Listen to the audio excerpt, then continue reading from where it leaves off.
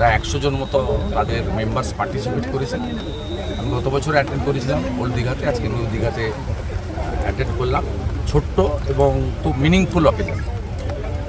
দুর্যোগ আবহাওয়া উপেক্ষা করে এই আন্তর্জাতিক যোগা দিবস, মানুষকে কি মনে হয় যে কৃত্রিম জিম থেকে প্রকৃতির আবহে এই যোগের মাধ্যমে শরীর সচেতন করা সম্ভব হল? মানুষ গ্রহণ করে নিয়েছে, মানুষ গ্রহণ করে নিয়েছে এবং পৃথিবী ফলো করছে, যেটা দিয়ে আমি শুরু করেছি। থ্যাঙ্কস টু নরেন্দ্র মোদীজি, তিনি স্বচ্ছ ভারত থেকে যোগ দিবস অনেক কিছু সমাজ সংস্কারের কাজ করেছেন। আমরা সেটাকে অনেকেই গ্রহণ করেছি।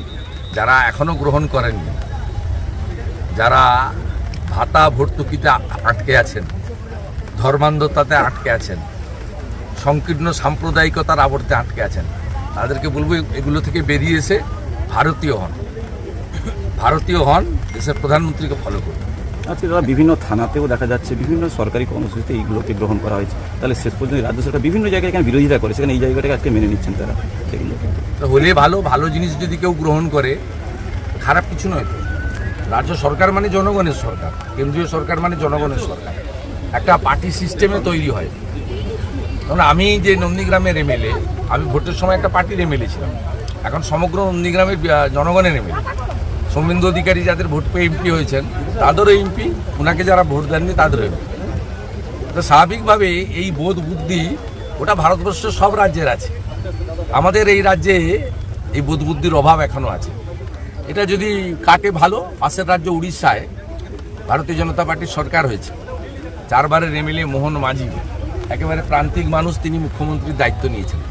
তিনি কিভাবে 20 বছর মুখ্যমন্ত্রী থাকা নবীন পট্টনায়কজিকে সম্মান দিয়েছেন, তার কাছ থেকে গিয়ে পরামর্শ নিচ্ছেন, তাকে শপথ গ্রহণ অনুষ্ঠানে উপস্থিত করিয়েছেন।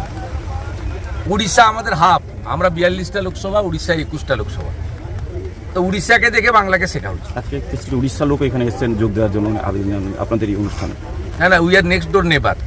এবং আপনারা ইতিহাসটা জানেন না, এই যে মেদিনীপুর জেলা, মানে অবিভক্ত মেদিনীপুর জেলা, আর ওদিকে বালাসোর, এটা আগে নাম ছিল দণ্ডভুক্তি জেলা। আমরা সব উড়িষ্যার ছিলাম, পরে ভাগ হয়ে গেছে। ওই পোর্শনটা বালাসোর, জলেশ্বর, ভোগরাই, ওটা উড়িষ্যায় গেছে। আর ঝাড়গ্রাম, মেদিনীপুর, কাঁথি, দীঘা, আমরা তখন অবিভক্ত মেদিনীপুরে গেছিলাম। পরে প্রশাসনিক কারণে 3 মেদিনীপুরে বিভক্ত হয়েছে। আমাদের এখানে ফুড কালচার, পখল, পান্তা, এ সবচেয়ে বড় এখানে আমাদের সুস্বাদু এবং প্রিয় খাদ্য।